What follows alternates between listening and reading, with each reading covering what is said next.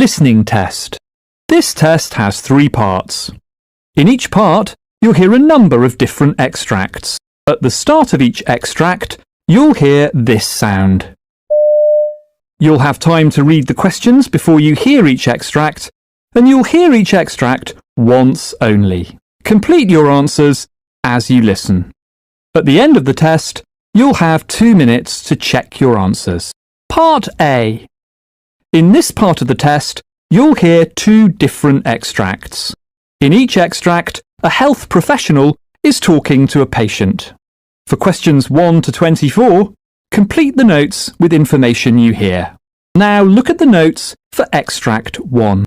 Extract 1, questions 1 to 12. You hear a physician talking to a patient called Brandon McNally. For questions 1 to 12, complete the notes with a word or short phrase. You now have 30 seconds to look at the notes.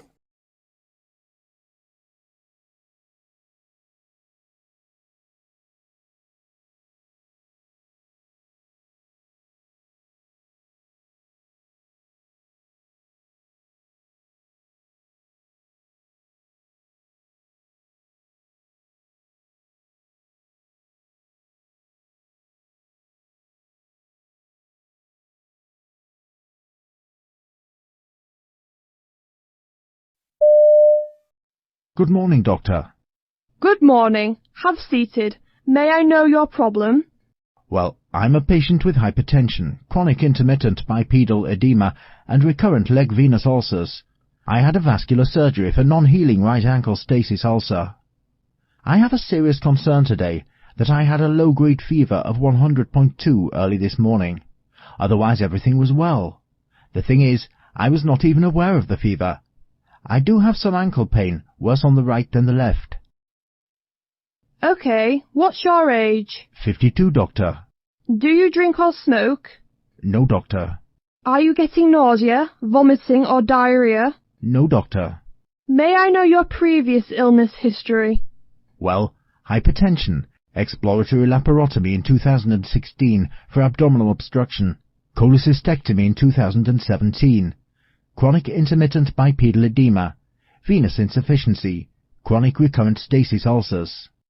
What medications are you taking? Primaxine, daptomycin, clonidine, furosemide, potassium chloride, lisinopril, metoprolol, ranitidine, Colace, amlodipine, zinc sulfate, Lortab, multivitamins with minerals. Are you allergic to any medicine? No, Doctor. Well, the physical examination shows heart rate 73, respiratory rate 20, blood pressure 104/67, temperature 98.3, and oxygen saturation 92% on room air. There is hyperpigmentation involving distal calf on both legs.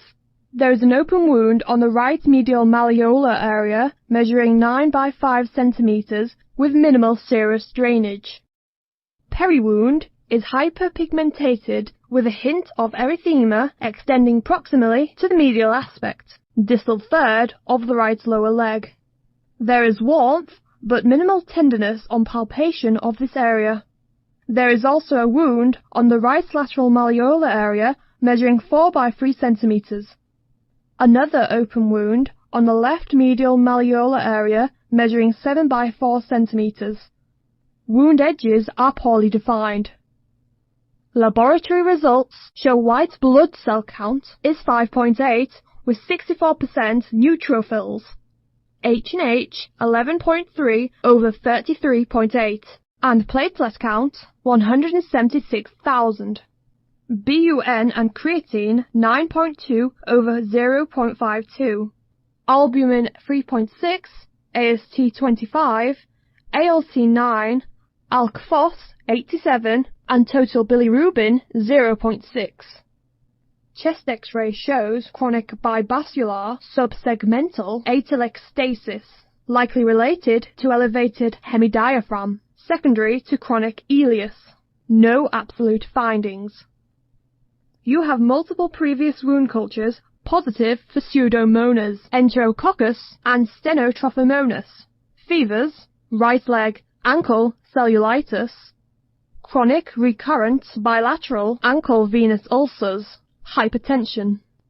I am ordering 2 sets of blood cultures, injection with daptomycin and primaxine 4. I am ordering an MRI of the right ankle to check for underlying osteomyelitis. Follow-up results of wound cultures. Additional treatment and medications are upon follow-up.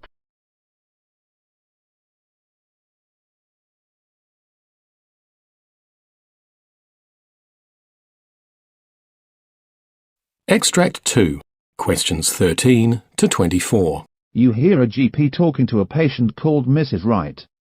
For questions 13 to 24, complete the notes with a word or short phrase. You now have 30 seconds to look at the notes.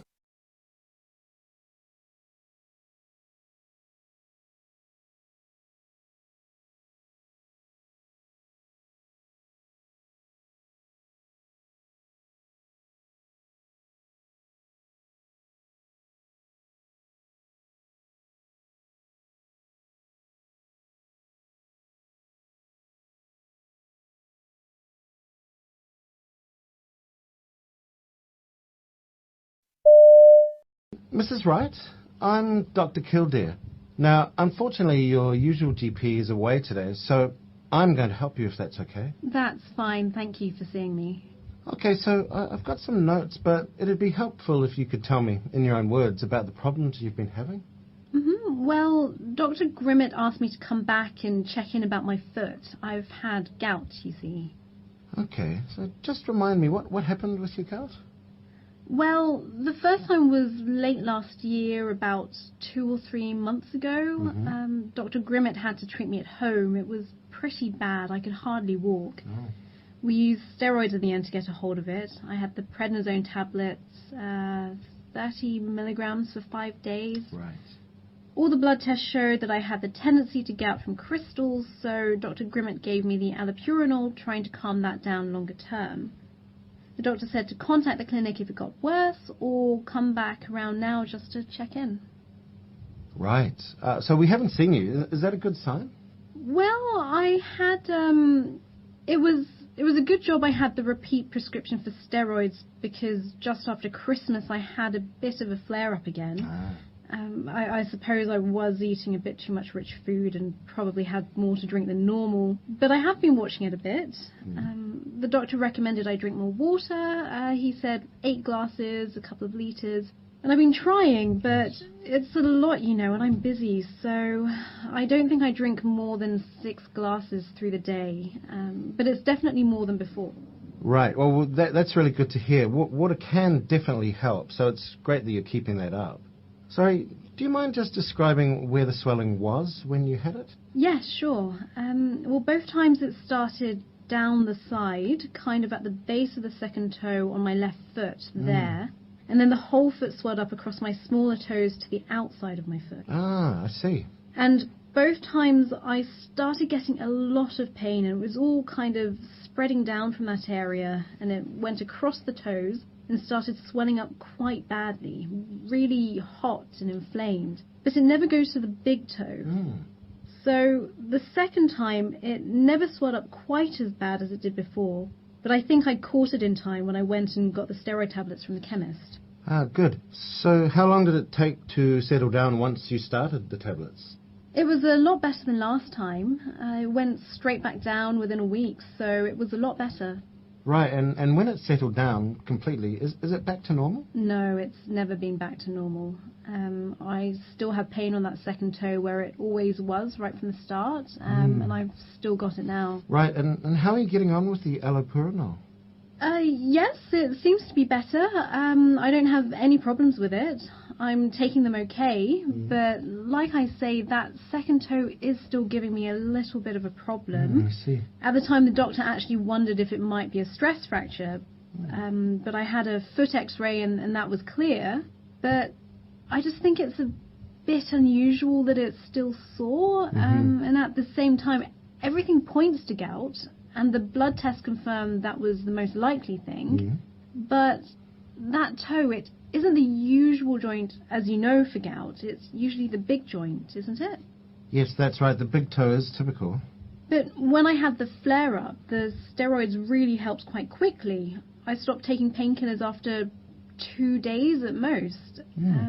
I feel like it's less severe and we've got a hold of it better. So I guess that means the allopurinol is helping, right? Yes, I think so. So I'm still quite keen to carry on with that tack.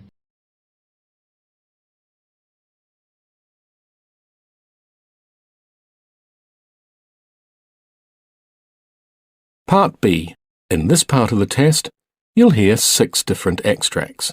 In each extract, you'll hear people talking in a different healthcare setting. For questions 25 to 30, choose the answer A, B, or C, which fits best according to what you hear.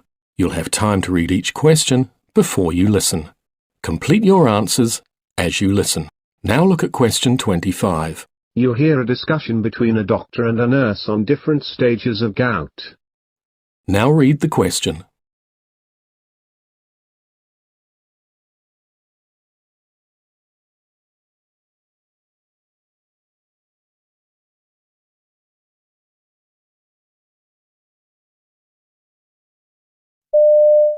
Hello, doctor.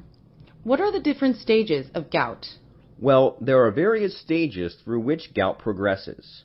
In the asymptomatic hyperuricemia stage, the person will elevated uric acid levels without any outward symptoms. The acute gout stage occurs when the urate crystals suddenly cause inflammation and intense pain. This condition is also called flare that can be triggered by alcohol and drug usage, stressful events, and due to cold weather. The intercritical gout is the period further urate crystals are being deposited in tissue. The main difference between gout and pseudogout is that the joints are irritated by calcium phosphate crystals instead of urate crystals. Chronic tophaceous gout is the most debilitating stage. Permanent damage might have occurred in the kidneys and joints. The patient can also develop tophi, big lumps of urate crystals in joints of the fingers. Pseudogout is the condition that is confused with gout.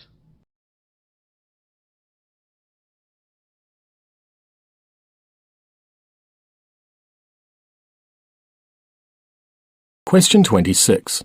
You hear a trainee nurse asking his senior colleague about the use of anti-embolism socks for a patient. Now read the question.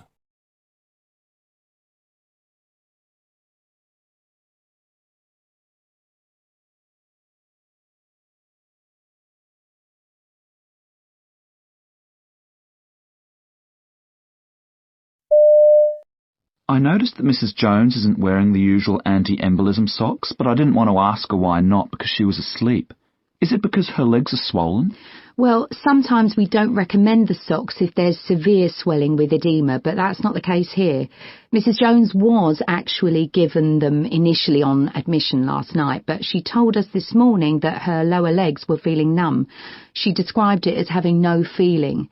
Until we've checked out the reason for that, for example, it could be an underlying condition which could damage her arterial circulation.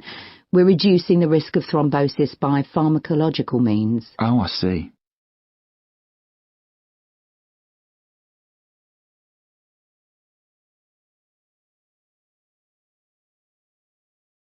Question 27. You hear the announcement of a new drug, Avastin, used in colon cancer treatment. Now read the question.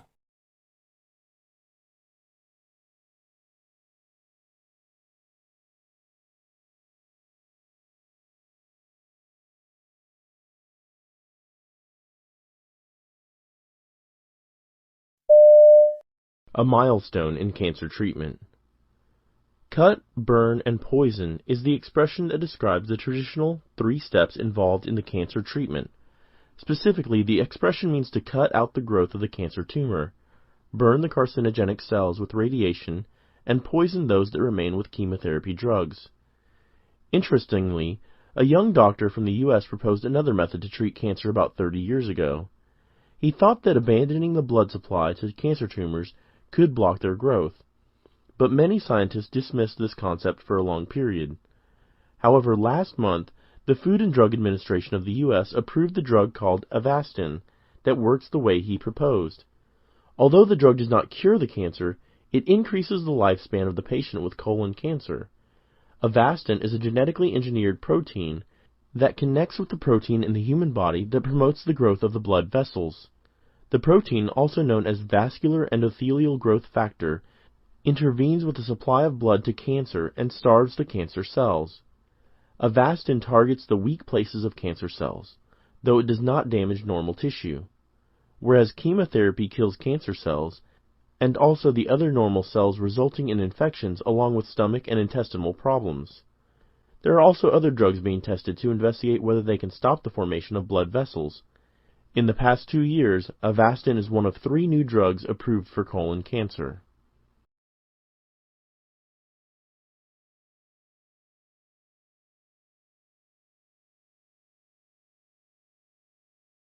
Question 28. You'll hear a discussion about possible causes of arthritis. Now read the question.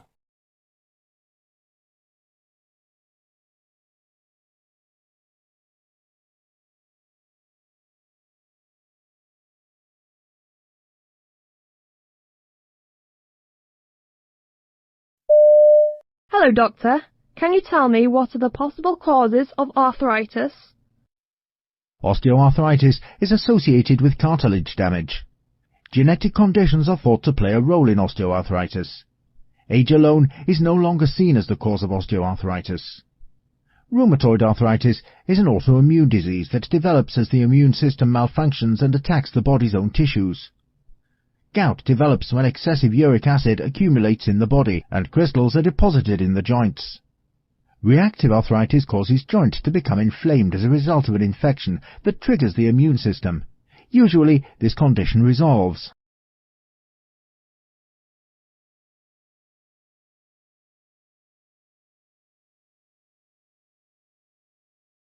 Question 29. You'll hear a discussion between 2 doctors on adjuvants used in vaccines. Now read the question.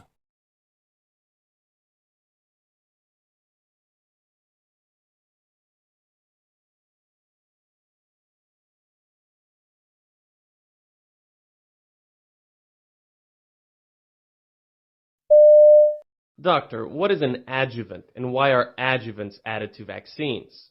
Well, an adjuvant is used in vaccines to create a stronger immune response in patients. Certain vaccines made from dead or weakened germs contain naturally obtained adjuvants and help the human body produce a strong protective immune response. These vaccines often must be made with adjuvants to ensure the body produces an immune response strong enough to protect the patient from the germ he or she is being vaccinated against. In the U.S., monophosphoryl A and aluminum are used as adjuvants in the vaccines. Monophosphoryl A has been used as an ingredient since 2009 in the vaccine called Cervarix. Aluminum salts or gels are used as ingredients in vaccines since 1930. However, most vaccines developed today include just small components of germs, such as their proteins, rather than the entire virus or bacteria.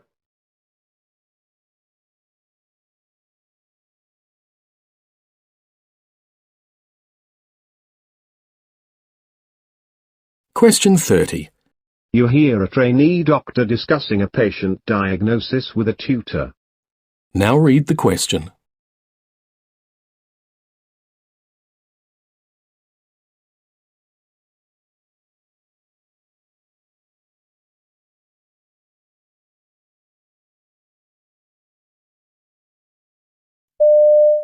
Let's have a quick chat about the diagnosis for Janine in Ward 2. Yeah, I was a bit unsure about that one. Because it's a young patient, it's not going to be diverticulitis, or... Well, it's possible, but she is young, so... Yeah, it's unlikely. So, what do you think? What else could it be? What else happens in the bowel? Something common. Think about common things. Bilateral lower abdominal pain? Because it's like radiating into the back? Yeah, something very much more common than that. Gastroenterological? Yeah? I can't think. Possibly related to diet? Celiac disease? Perhaps, but there's not a lot of other symptoms pointing to that. What else would give you discomfort in the bowel? Lower abdominal pain. I suppose if they're just constipated. Right, yeah, constipation.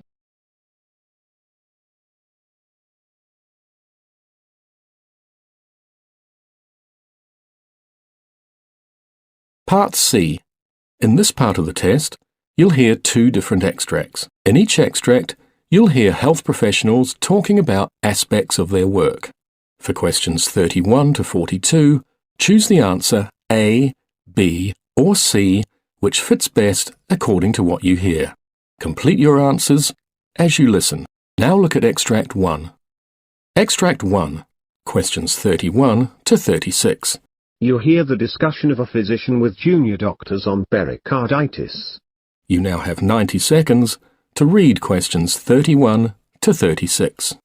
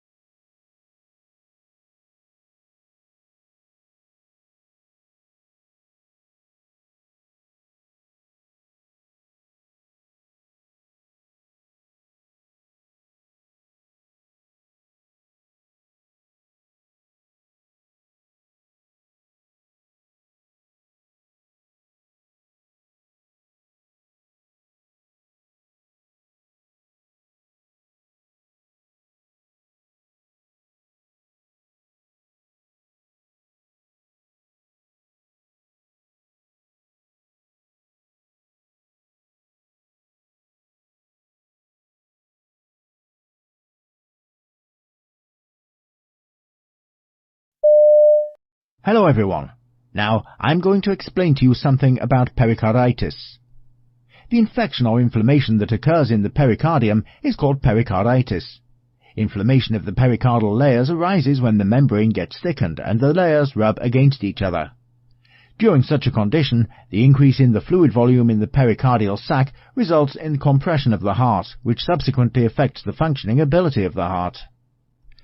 Chest pain is the main symptom of pericarditis, which is normally not considered as a life-threatening condition, and patients may become normal in a few days or weeks.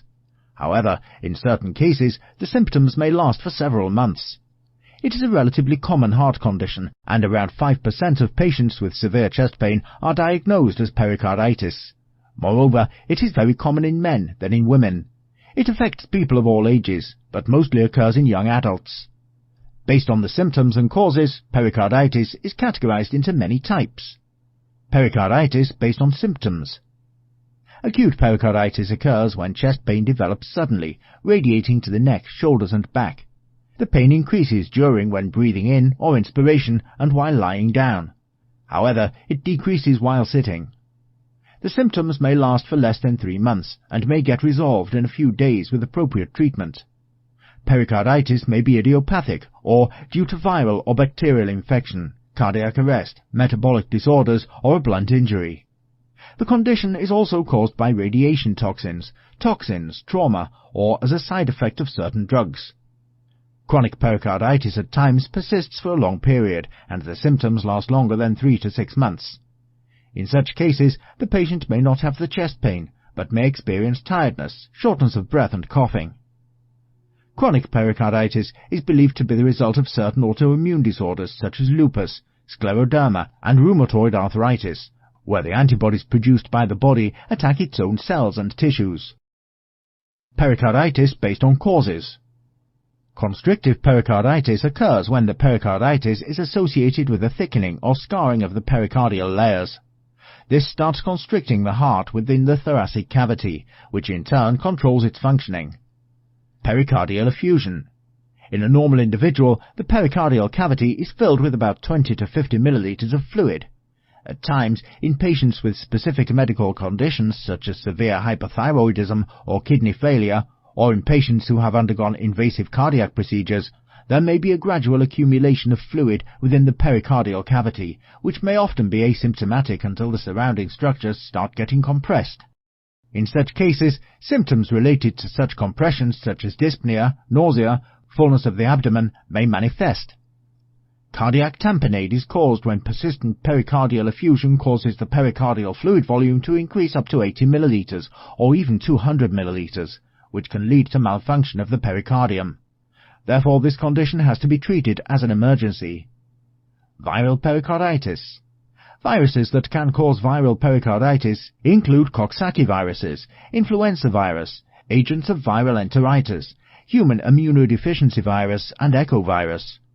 Upon onset of this condition, the early symptom can be the infection in the upper airways. This kind of pericarditis is simple and can be handled as an outpatient procedure. Purulent pericarditis is a rare disease caused by aerobic and anaerobic bacteria. Recent studies show that procedures such as surgery in the chest region, hemodialysis, immunosuppression, and chemotherapy are dominant causes that result in this type of pericarditis. Tuberculosis pericarditis is also seen in a very minor percentage of patients having pulmonary tuberculosis. HIV patients are at a high risk of tuberculosis pericarditis. There is a gradual progression of symptoms such as night sweats, dyspnea, fever, and chill, but any suspected patient should be given emergency treatment.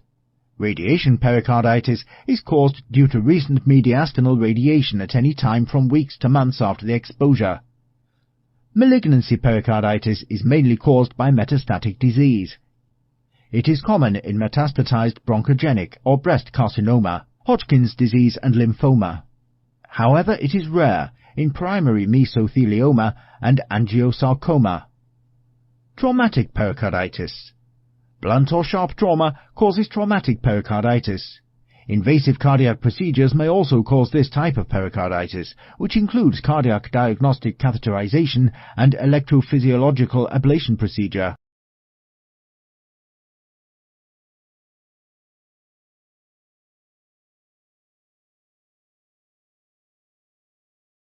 Extract 2, questions 37 to 42. You hear a doctor briefing his staff about the pathology report. You now have 90 seconds to read questions 37 to 42.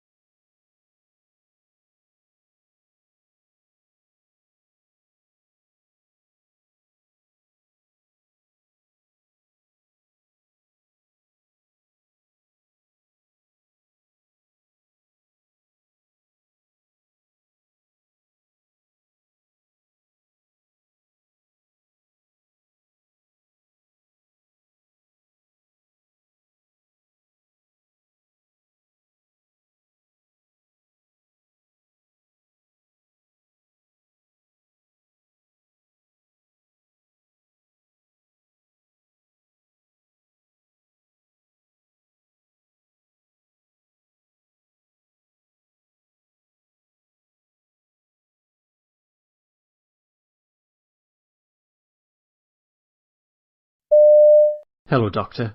Will you please explain to me about the type of information included in a pathology report? Well, often a pathology report of surgical specimens is complex and very long. These are divided into many subheadings. The general information includes the name of the patient, the medical report number, the date of the biopsy or surgery, and the unique number of the specimen that is assigned in the lab.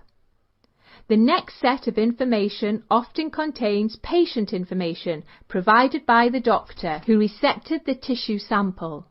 This information includes the special requests made to the pathologist and the medical history. For instance, if a lymph node sample is being resected from a patient with cancer in another organ, the doctor will indicate the type of the original cancer. This is useful in guiding the pathologist's selection of special tests that may be required to assess if any cancer in that lymph node is a metastasis from the original cancer, or else a new cancer that started in the lymph node. Gross description is the next part of the information. Here, the term gross means the details seen without using a microscope, by simply looking at it and feeling the tissue sample and measuring. In the case of a small biopsy, the gross description would be a few sentences listing its colour, size and consistency. Gross description would also include the number of tissue-containing cassettes submitted for biopsy. However, in the case of a larger biopsy or tissue specimen, for instance a mastectomy for breast cancer, this will have lengthy gross descriptions, including the size of the entire piece of tissue, size of the cancer tumour, how close the cancer tumour is to the nearest surgical margin of the specimen, how many lymph nodes were detected in the underarm area, and the particulars of the non-cancer tissues. A note of where tissue was taken from is also included. The gross description is very short for cryptology specimens. That usually notes the number of smears or slides made by the doctor. If the specimen is a body fluid, its volume and colour are indicated. Microscopic description will include details such as the appearance of cancer cells, how these cells are arranged together, and the extent of invasion to the nearby tissue in the specimen. Results of any other investigations made, such as flow cytometry, histochemical, etc., may be indicated in the microscopic description or in an exclusive section. Diagnosis is the most significant part of the pathology report. Although this is the bottom line of the pathology, this section can be mentioned at the top or bottom of the report. The doctor relies on this final diagnosis information to decide on the best treatment methodologies. In case the diagnosis is made for a cancer tumour, this section will indicate the exact type of cancer and will include the grade of cancer. Once the final diagnosis is complete, the pathologist may want to include any additional notes for the doctors taking care of the patient. Often this comment section is used to recommend further diagnosis or to clarify a concern.